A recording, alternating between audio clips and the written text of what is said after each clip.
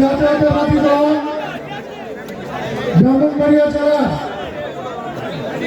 দীর্ঘ 12 বছর পরে এই সম্মেলনে সম্মানিত প্রধান অতিথি আমাদের নয়নমণি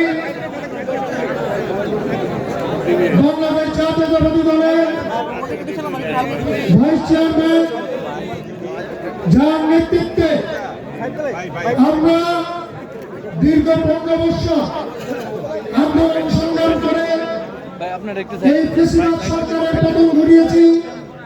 আমাদের ভারপ্রাপ্ত চেয়ারম্যান জনাব তারেক রহমান উপস্থিত আছেন। আজকের এই সম্মেলনে সম্মানিত উদ্বোধক বিএনপির ভাইস চেয়ারম্যান জনাব বরকতুল্লাহ বুলুভাই উপস্থিত আছেন। আজকে এই সম্মেলনের প্রধান বক্তা অধ্যক্ষ সেলিম ভুঁইয়া, সাংগঠনিক সম্পাদক কুমিল্লা বিভাগীয় বিএনপি সহ মঞ্চে উপস্থিত কেন্দ্রীয় বিএনপির নেতৃবৃন্দ, বাংলাদেশ জাতীয়তাবাদী দল বিএনপি ব্রাহ্মণবাড়িয়া জেলা শাখার সকল অঙ্গ সংগঠনের নেতৃবৃন্দ, সামনে উপবিষ্ট আমাদের 14টি ইউনিয়নের ভাই বোনেরা, আসসালামু আলাইকুম। আপনারা জানেন দীর্ঘ 12 বছর পরে আমরা এই দিন বার্ষিক সম্মেলন করতে যাচ্ছি। আমি প্রথমে আমার পক্ষ থেকে এই ব্রাহ্মণবাড়িয়া জেলা যে 14টি ইউনিটের যে নেতা কর্মী ভাই বোনেরা অনেক কষ্ট করে আজকের এই আশুগঞ্জে আব্বাসউদ্দিন খান সোহাগপুর কলেজ মাঠে উপস্থিত হয়েছেন, সবাইকে আমার পক্ষ থেকে ব্রাহ্মণবাড়িয়া জেলা বিএনপির পক্ষ থেকে আপনাদেরকে অভিনন্দন এবং ধন্যবাদ জানাচ্ছি। প্রিয় ভাইয়েরা,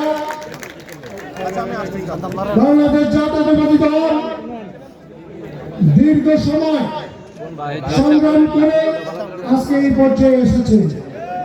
এই জাতির প্রতিটি কাউন্টি লগ্নে শহীদ প্রেসিডেন্ট জিয়াউর রহমান, দেশনেত্রী বেগম খালেদা জিয়া, আমাদের তারুণ্যের অহংকার ভারপ্রাপ্ত চেয়ারম্যান সাহেবের অবদান রয়েছে। আজকে আমরা যদি বলি 1971 সালের 26শে মার্চ যখন শেখ মুজিব পাকিস্তানে পালিয়ে গিয়েছিলেন, স্বেচ্ছা ধরা দিয়ে পাকিস্তানে চলে গিয়েছিল, আওয়ামী লীগের লোকজন তৎকালীন সময়ে আগরতলা থেকে ঢুকে কলকাতা পালিয়ে গিয়েছিল। সেই সন্ধিক্ষণে শহীদ প্রেসিডেন্ট জিয়াউর রহমান স্বাধীনতার ঘোষণার মাধ্যমে আমরা যদি দেখতে চাই 1975 সালের 7ই নভেম্বর, সেই 75-এর সেই বিপ্লবের পরে যখন সমগ্র জাতি দ্বিধাদ্বন্দ্বিত ছিল, তখন সিপাহী জনতা জিয়াউর রহমানকে এই অভ্যুত্থানে 7ই নভেম্বরের সেই অভ্যুত্থানের মাধ্যমে সমগ্র জাতিকে আবার একতাবদ্ধ করেছিল। আমরা যদি দেখতে চাই এরশাদ বিরোধী আন্দোলনের সময় আপনারা দেখেছেন 1986 সালে এই স্বৈরাচারিণী ফ্যাসিস্ট সরকার শেখ হাসিনা এরশাদের সাথে আঘাত করে এই স্বৈরাচারকে টিকিয়ে রেখেছিল। তৎকালীন সময়ে দেশনেত্রী বেগম খালেদা জিয়া আদর্শিক নেতৃত্বের মাধ্যমে এই স্বৈরাচারের বিরুদ্ধে বিদ্রোহ ঘোষণা করে সমগ্র জাতিকে গণতন্ত্রের জন্য উৎসাহিত করেছিল। যার পরবর্তীতে এই 90-এর গণঅভ্যুত্থানে আমরা দেখেছি দেশনেত্রী বেগম খালেদা জিয়ার নেতৃত্বে এই ডাকসুতে আমান সহ এই সকল ছাত্র নেতারা এই এরশাদকে আমরা পতন ঘটিয়েছিলাম। আজকে জুলাই বিপ্লবে যদি আমরা দেখতে চাই, দীর্ঘ 15 বছর ধরে আমাদের নেতা জনাব তারেক রহমানের নেতৃত্বে আমরা যে পটভূমিকা তৈরি করেছিলাম, তারই ফসল এই জুলাই বিপ্লবের অভ্যুত্থান। বিপ্লবের মাধ্যমে এই ফ্যাসিস্ট সরকারকে আমরা জনাব তারেক রহমানের নেতৃত্বে এই ফ্যাসিস্ট সরকারে আমরা পতন করেছি।